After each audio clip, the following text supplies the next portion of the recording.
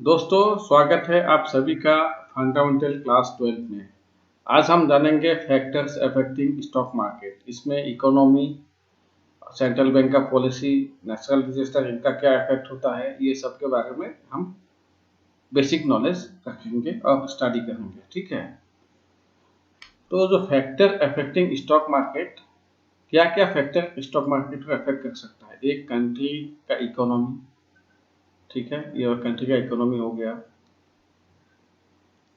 Policy of central bank in case ये RBI है, अपना reserve bank of India. Natural disaster अगर किसी कंट्री में होता है वो भी इफेक्ट करता है स्टॉक मार्केट को। ट्रेड वार, दो कंट्री के बीच अगर ट्रेड वार होता है तो उसका खामियाजा स्टॉक मार्केट को भी भुगतना होता है और इन्वेस्टर को भी भुगतना होता है और कंट्री को भी भुगतना होता है।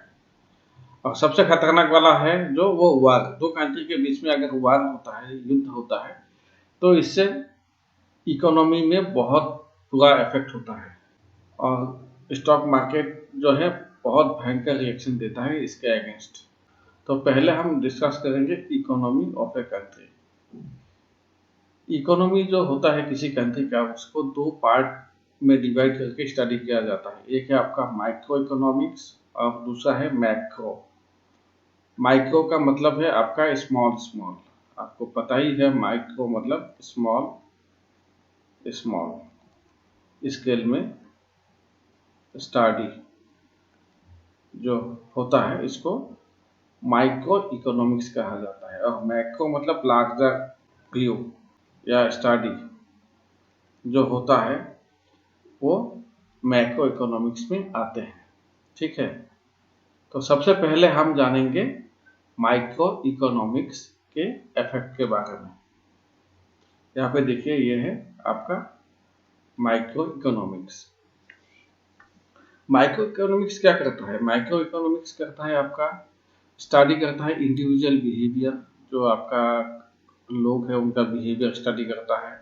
हाउ इंडिविजुअल्स कंज्यूम्स, इंडिविजुअल लोग किस तरह से मार्केटिंग करते हैं, बाय करते हैं, सेल करते हैं।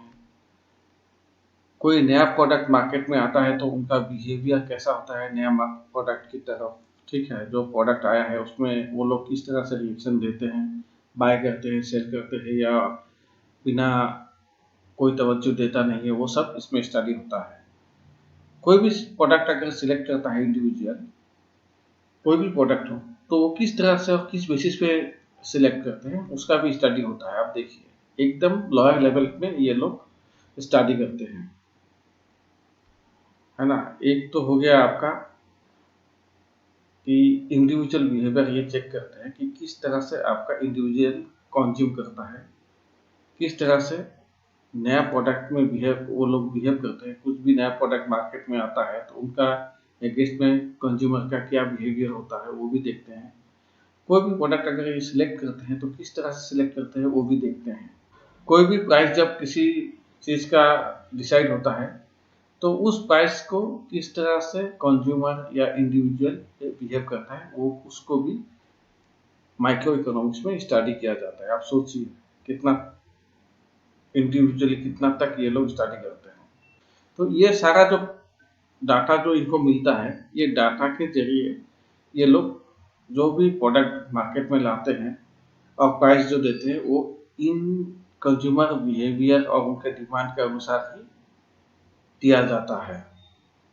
तो हम ये बोल सकते हैं कि जो माइक्रो इकोनॉमिक्स है वो इंडस्ट्री को हेल्प करते हैं डिसीजन लेने में कि प्रोडक्ट किस हिसाब से बनाया जाए, ताकि जो इंडिविजुअल जो है, जो कंज्यूमर है, वो इसको एक्सेप्ट करे। और ये जब एक्सेप्ट करेंगे इंडिविजुअल लेवल में तो इनका ग्रोथ तभी होगा। तो ये फर्म हो या कोई कंपनी हो जो कॉर्पोरेट है, ये लोग ये इन डाटा को बहुत अच्छी तरह से एनालिसिस करते हैं।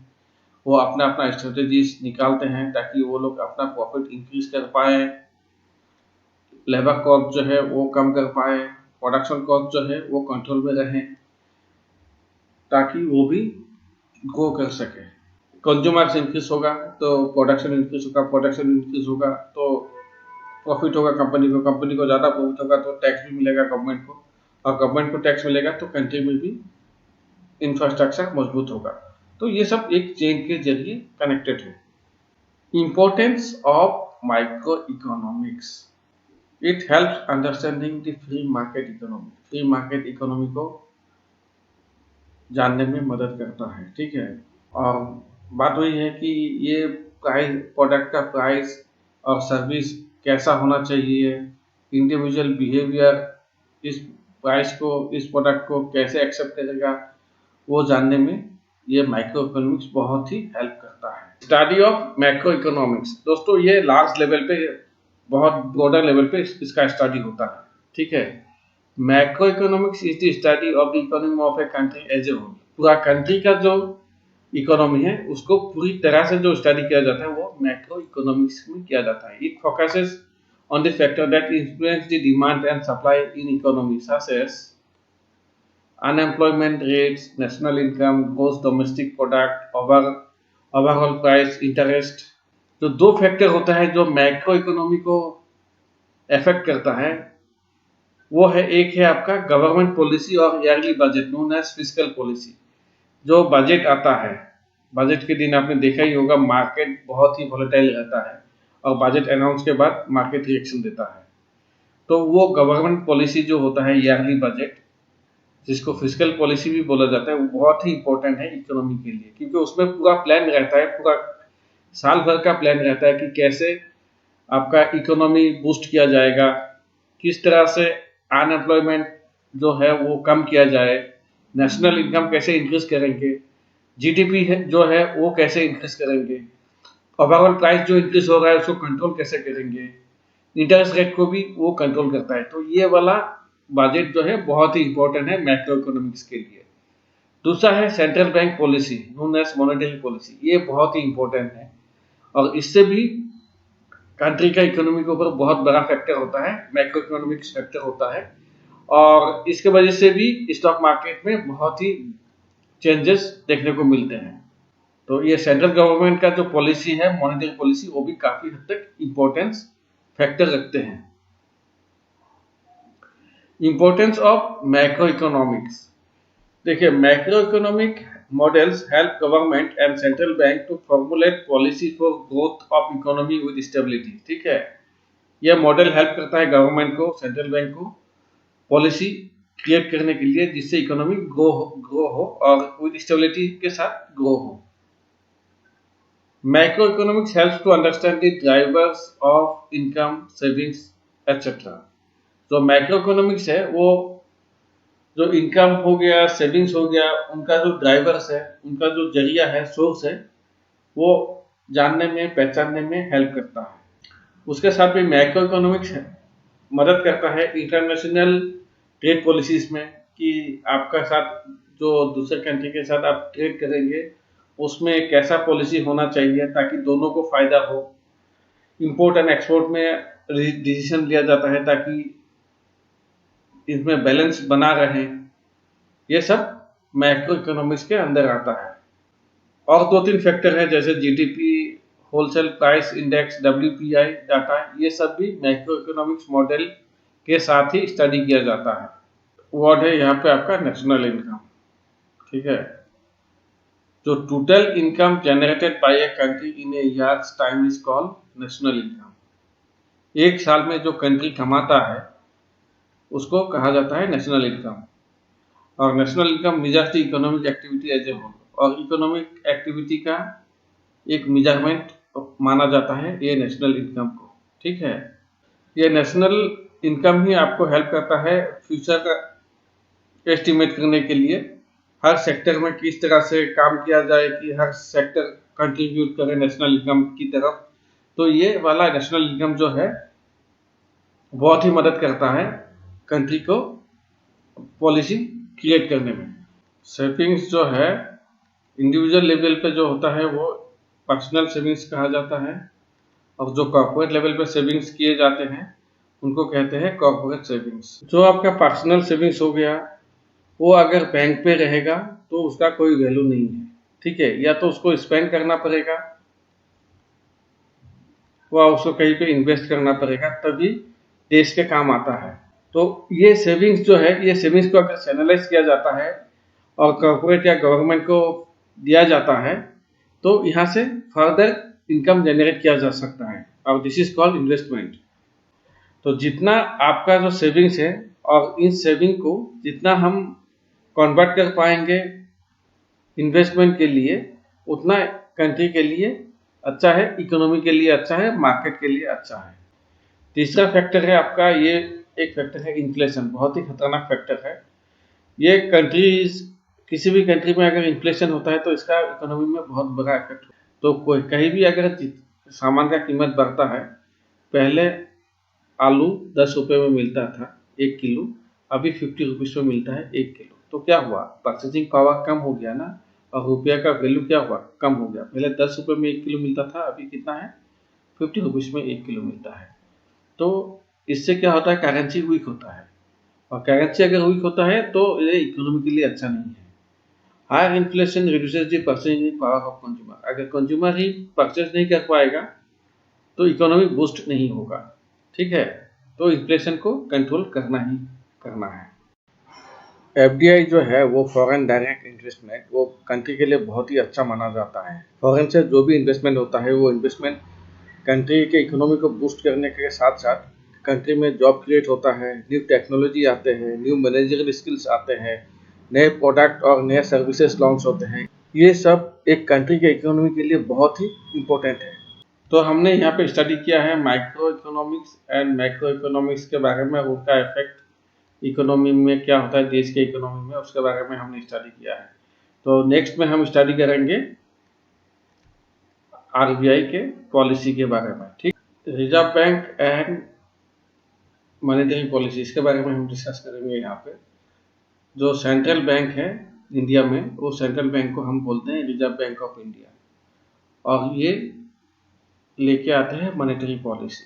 जो आरबीआई है ये मनी सप्लाई को कंट्रोल करता है, इंटरेस्ट रेट को भी कंट्रोल करता है, और उनका जो मैकेनिज्म है वो है रिपो रेट, ये वाला एक टर्म हो गया repo rate, reverse repo rate, ये वाला एक पॉइंट हो गया, and case reserve ratio CRR, ये तीनों बहुत बड़ा फैक्टर है, ठीक है।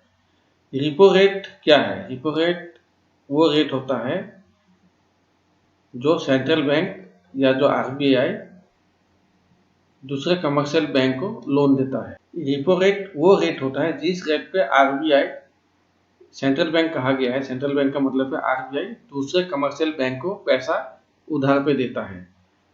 फिलहाल का जो रिपो रेट है वो है आपका 4%। नवंबर 2021 का बात कर रहे हैं, क्योंकि ये टाइम टू टाइम चेंज होता है। प्रेजेंट ये आपका 4% है। एंड रिवर्स रिपो रेट ये होता है कि जिस रेट पे सेंट्रल बैंक कमर्शियल बैंक से उधारी लेता है, यहाँ पे उधार देता है और यहाँ पे उधार लेता है, ठीक है। तो जो उधार लेता है वो वाला रेट है 3.35%। तो 4% में लोन देता है और 3.35% पे लोन लेते हैं, ठीक है। जो लोन देते हैं उसको बोलते हैं रिपो रेट, और जिस हिसाब से लोन लेते हैं रिजर्व बैंक, उसको बोलते हैं रिवर्स रिपो रेट। तो ये आपको कंफ्यूज होना नहीं चाहिए, एकदम ही सिंपल। देखिए, कैश रिजर्व रेशियो जो होता है वो मिनिमम परसेंटेज होता है टोटल डिपॉजिट का, जो उनके बैंक पे रहना ही रहना है। अगर हम इसको एक एग्जाम्पल के साथ डिस्कस करेंगे तो आपको समझने में बहुत ही आसान होगा। मान लीजिए किसी बैंक में 100 रुपये भरे हुए हैं, अगर CRR 10% है, इसका मतलब ये है कि आउट ऑफ 100 रुपीज़ आप 90 रुपीज़ लोन पे दे सकते हैं, लेकिन आपके पास 10 रुपया होना ही होना है। ऐसा नहीं है कि आप 100 रुपीज़ ही लोन में बांट दोगे, खर्च कर दोगे। तो आपको 10 रुपीज़ अपने अकाउंट में रखनी ही है, और जो करना है आप 90% के साथ कीजिए, यहाँ से टच मत कीजिए। तो वो है आपका कैश रिजर्व रेशियो, जो आपको रखने ही रखने हैं। और प्रेजेंट CRR जो अभी चल रहा है इंडिया में, वो है आपका 4%। ये लेटेस्ट वाला जो आपको मैं बता रहा हूँ 4%। देखिए, बेस रेट वो रेट होता है जिस रेट के नीचे बैंक लोन नहीं दे सकता। आरबीआई ने तय कर दिया है कि आप 9% या 8% जो भी होता है, इसके नीचे आप लोन इंटरेस्ट पे नहीं दे सकते, ठीक है। तो ये सब बैंक को कहा गया है कि ये वाला बेस रेट है, इसके नीचे आप किसी को लोन नहीं दे सकते। तो फिलहाल जो इंडिया में जो बेस रेट चल रहा है वो है 8.75% टू 9.45%। तो इस रेंज के अंदर ही आप लोन दे पाओगे, इसके नीचे नहीं दे पाओगे। 8.5 पे अगर आप चाहोगे तो नहीं होगा, वो आप नहीं दे पाओगे क्योंकि ये बेस रेट के नीचे है। देखिए कभी कभी क्या होता है कि कोई बैंक में कभी किसी वजह से फंड की शॉर्टेज हो जाता है, तब उनको इमरजेंसी में फंड चाहिए होता है बैंक का। और जब इमरजेंसी में आपको बैंक वालों को पैसा चाहिए और जब आप उधारी लोगे आरबीआई से, तो आरबीआई नॉर्मल रेट से ज़्यादा चार्ज करेगा। और फिलहाल का जो मार्जिनल स्टैंडिंग फैसिलिटी रेट है वो 4.25% है नवंबर 2021 के तहत। ठीक है, तो देखिए बहुत ही सिंपल है, ज़्यादा कंफ्यूज मत होइए। मैंने ज़्यादा टर्म्स को यहाँ पे इंट्रोड्यूस नहीं किया है, अगर इंट्रोड्यूस करता तो और भी कंफ्यूज हो जाते हैं, आप लोग कंफ्यूज हो जाते हैं, तो मैंने सिंपल रखा है इसको। ठीक है, क्योंकि ये बेसिक कोर्स है, एडवांस कोर्स नहीं है। तो बेसिक ही आप सीखेंगे, उसमें स्ट्रांग हो जाएंगे, तो आगे आप चाहे तो एडवांस कर सकते हैं। लेकिन इस बेसिक वाला कोर्स करने के बाद आप आराम से मार्केट में खड़ा हो पाएंगे और ट्रेड भी कर पाएंगे शान से, आराम से और कॉन्फिडेंस से। तो बहुत ही आसान भाषा में आपको सिखाया गया है रेपो रेट क्या है, रिवर्स रेपो रेट क्या है, effect of national register, trade war और स्टॉक मार्केट। देखिए अगर नेशनल रजिस्टर आता है, सुनामी आता है, अर्थक्वेक आता है, तो ये इकोनॉमी के लिए बुरा है और ये नेगेटिव होता है स्टॉक मार्केट के लिए। ट्रेड वार होता है, अगर दो कंट्री के अंदर ट्रेड वार होता है तो दोनों कंट्री के लिए ये अच्छा नहीं है और इसके वजह से ट्रेड इफेक्ट होता है और इकोनॉमी में इफेक्ट होता है और इसके वजह से निगेटिविटी शेयर मार्केट में भी आते हैं। अगर दो कंट्री वार में जाते हैं तो ये सबसे बड़ा खतरनाक पॉइंट होता है और दोनों का ही इकोनॉमी डाउन होता है, क्योंकि एक वार में बहुत ज़्यादा खर्चा आता है, प्राइस जो रुपये का वैल्यू कम हो जाता है और हर चीज़ महंगा हो जाता है और इसका भी बहुत बुरा असर स्टॉक मार्केट में पड़ता है। तो ये सब चीज़ को मैनेज करना ही है। नेशनल रजिस्टर को आप कंट्रोल नहीं कर सकते, लेकिन ये बात है कि इसको आप मैनेज कर सकते हैं। उसी तरह से ट्रेड वार को जितना हो सके ट्रेड वार को अवॉइड करना है और उसी तरह से डायरेक्ट वार को भी ये अवॉइड करना है, क्योंकि डायरेक्ट वार करने से ही आपकी इकोनॉमी बहुत बहुत बुरी तरह से इफेक्ट होता है। आशा करता हूँ दोस्तों आपको अच्छा लगा है और चलिए जल्दी से मिलते हैं अगले वीडियो में। तब तक आप अपना ख्याल रखिए।